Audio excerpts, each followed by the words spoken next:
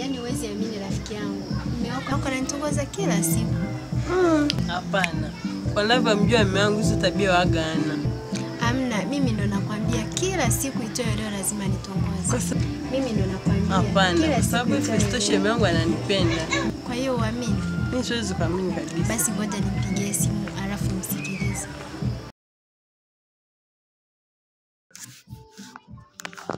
Hebu weka sauti kidogo. Kwema za wewe?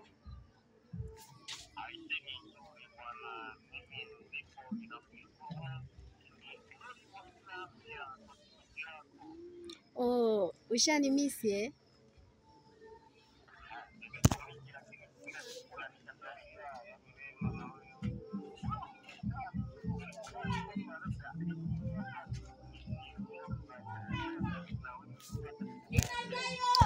Basi unajua nini? Naomba basi uje hapa nyumbani mara moja, nimekuandalia surprise moja kubwa.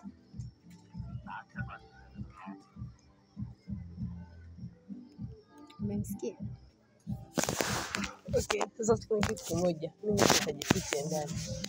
Basi poa, akija kumwambia karibu ndani. Okay, poa, hamna shida.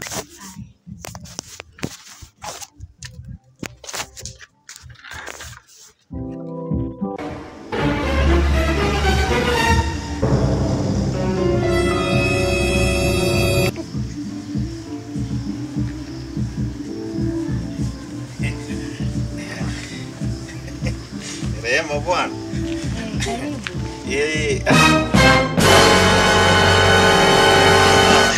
Mimi yani Rehema nakwambia.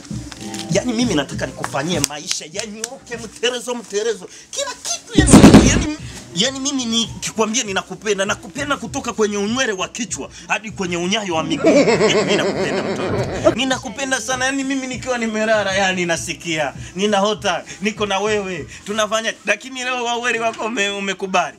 Rehema nakwambia twende ndani nikufanyie vitu ambavyo hujawahi fanyiwa. Yani mimi yule mke wangu wasimpendi. Yani niko naye kwa sababu mimi nikikuona Rehema unapita yani nasikia kama nikiangalia tu macho yako na mimi akili naenda. Sasa Rehema twende ndani nikufanyie mambo ambayo hujawahi fanyiwa. Ndipo utajua mimi kwamba mimi ni mimi nilikuwa nakutania. Hivi tulikuwa natania mke wangu. Ulikuwa natania nini? Mimi nilikuwa najua kwamba upo. Ulikuwa unajua kama ni hivyo mwanaume kuna akili kweli? Rehema, si nilikwambia kama mke wangu yuko hapa tuje tumtanie. Wewe sema ukweli. Sema ukweli mwambie unaweza akajua kwamba namtania. Unajua. Hivi kitu gani ambacho sikufanyiwa mwanaume lakini? Kwa nini lakini? Akipo mke wangu. Rehema bwana huyu si mtoto mdogo bwana. Unajua watu kama mimi sitaki katoka lala hapa. Mtoto mdogo wapi? Rehema bwana, na wewe useme nilitania. Nilikuwa